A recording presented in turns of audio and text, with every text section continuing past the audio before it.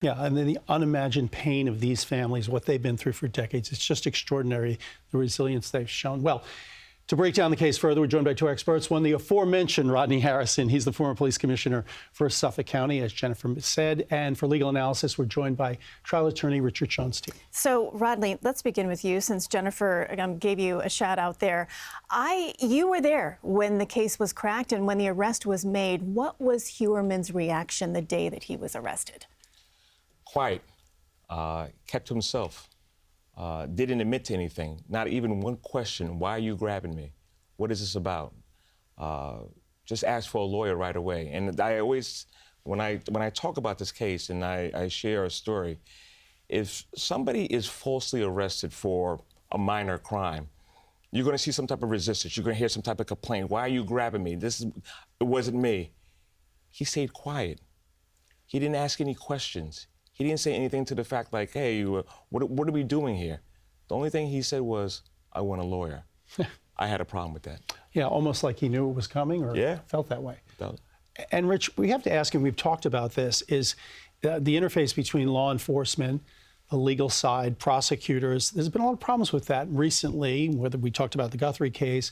We know there are many problems with this case. Do you foresee a time where people are going to say, hey, this isn't working, we've got to fix this? I hope so. I mean, we do see a lot of problems, and I think even sometimes, like the Mangione case, you're seeing a battle now between different prosecutors, which is totally mucking up what should be a straightforward case. And law enforcement needs to cooperate with the prosecutors to bring this case to the final line. I mean, there's a very famous series about Law and Order. They should be working together, we heard of it, right? In real life. Yeah. Absolutely. Well, let's talk about some of the legal options that perhaps these families of the victims have at this point. What are they? So I gather there's going to be some civil litigation. There was a lawsuit filed this week by one of the victims. Rex Heuermann himself is not likely to have any assets. It's going to be pointless to go after him. I think this lawsuit is going after the family members who may be in line to make some money selling their story. Now, that's perfectly legal to do. They are arguably victims, unless they're not victims, which is yet to be established. They haven't faced any charges. If they were participants, it would be a whole other thing. And I think that may be part of what this lawsuit alleges. Now, one name that wasn't mentioned today, a victim indeed, Shannon Gilbert. And we've heard her name. We've seen her story. It was very dramatic. It's been played out. It was in a 911 call. This is a woman who died one night. Many people suspected that she was part of the Rex Heuermann case. What did you guys find?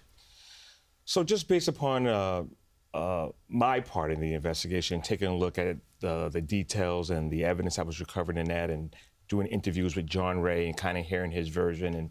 And, John Ray could have sworn that she was coupled in with the rest of the bodies that were discovered. She was found along the strip, but a little further down. She was found, not just a little bit down, 5 miles down. 5 miles down. As well as in the opposite side of the street. Okay. So just based upon that and based upon my investigative history and experience of hearing the audio of the 911 tape, we came to a determination that it was an unfortunate situation and a tragic accident and not connected to the other Gilgo victims that were discovered. Tragic nonetheless. I know that you have worked closely on several cases with the victims of crimes, and I'm curious if today is true justice for these families. Well, I think justice is in the eye of the beholder. You have to take that victim by victim. For some, hopefully it is justice. For some, hopefully it's cathartic to see this come to an end. But for some, it may not be. And for some, it may be anticlimactic, and there'll be a whole other wave of feelings after the guilty plea, because you still have lost this incredible person in your life, and they're never coming back. So that's far beyond a legal matter, and it's person by person. Absolutely. Yeah, a woman once told me who had lost her son, I said, do you feel any closure? She says, there is no closure when you lose a son, and in this case, a daughter, a sister, a brother, a mother. It's just awful. Both of you, thank you so much for your expertise. We do appreciate it. We wish we could keep the conversation going. Yes.